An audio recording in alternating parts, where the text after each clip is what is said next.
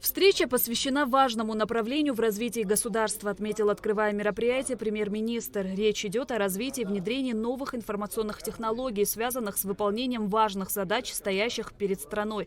Безусловно, без системного подхода к этой проблеме сразу локальных результатов не добиться, подчеркнул премьер-министр. Поэтому объединение усилий и использование имеющегося потенциала в республике чрезвычайно важно для достижения поставленных целей. Владимир Делба напомнил, что на встрече в администрации президента глава государства особо отметил, без цифровизации системное развитие страны невозможно. Дело в том, что развиваться в этой сфере нужно быстро, потому что время совершенно быстро меняет все контуры, все принятые решения, в том числе управленческие решения, уже основываются на совершенно другом подходе, на совершенно новых информационных технологиях. Поэтому объединение общих усилий и объединение сфер науки, образования, бизнеса и государства должно вот на этой новой инновационной площадке, в том числе через создание технопарка, должно принести, на наш взгляд, ожидаемый результат. Участники встречи – руководители организаций, компаний, которые уже успешно внедряют новые информационные технологии. Было отмечено необходимости уже сейчас определить конкретные шаги и задачи. Были приведены примеры и опыт других стран. Сейчас мы находимся на стадии, когда не можем предложить ничего по-настоящему уникального, но наша задача – сформулировать такой продукт, в котором мы можем иметь конкурентные преимущества. Это могут быть налоговые, организационные, а также климатические, природные и другие преимущества, считает Арсоу Хашба.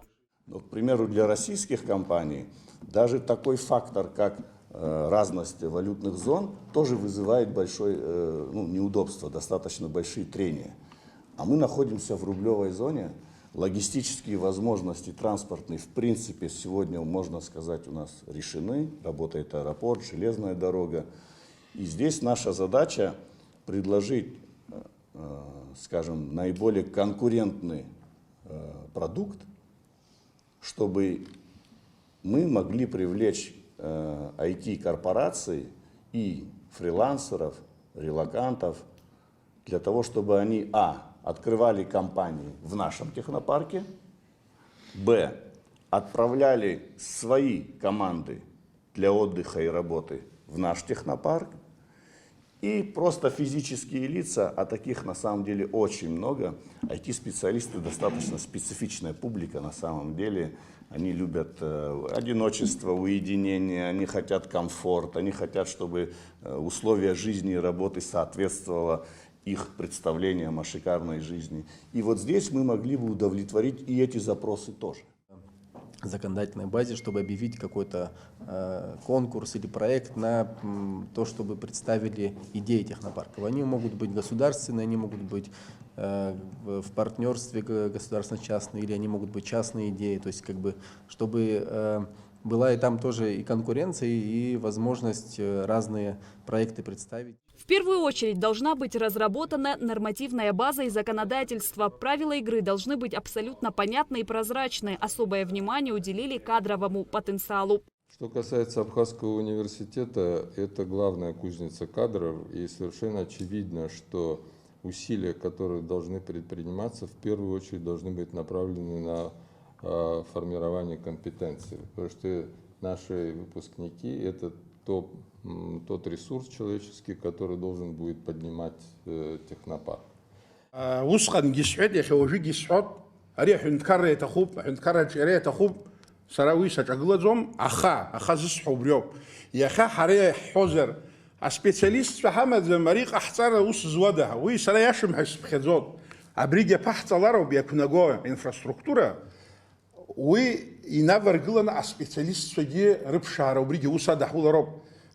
Специалист оказывает хубшир.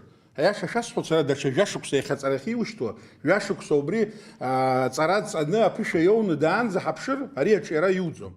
Встреча длилась более 2 часов. Приоритетные проекты по цифровизации, возможность применения цифровых технологий в разных сферах, эти и другие вопросы рассматривали участники.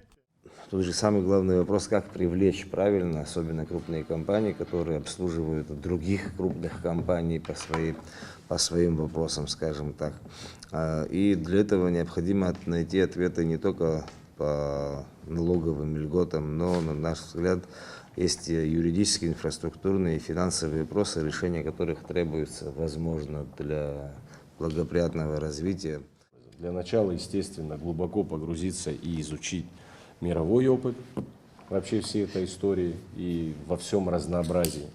Далее мы должны понять спрос, какой он вообще существует, потому что, опять же, учитывая специфику, все меняется.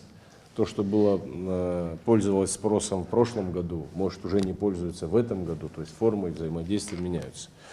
Ну и все это нам необходимо для определения нашей стратегии, то есть для определения нашего предложения, что мы можем предложить этому миру. В завершении Владимир Делба подвел итоги совещания. Я предлагаю первое.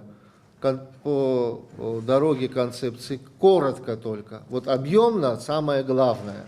Коротко. Давайте определим время. Я так полагаю, вот сегодня у нас 9 число, ну, при всех наших других полномочиях и загруженности в работу, мы можем это сделать в течение 20 календарных дней. Давайте мы определим еще уполномоченный орган в лице Госкомитета.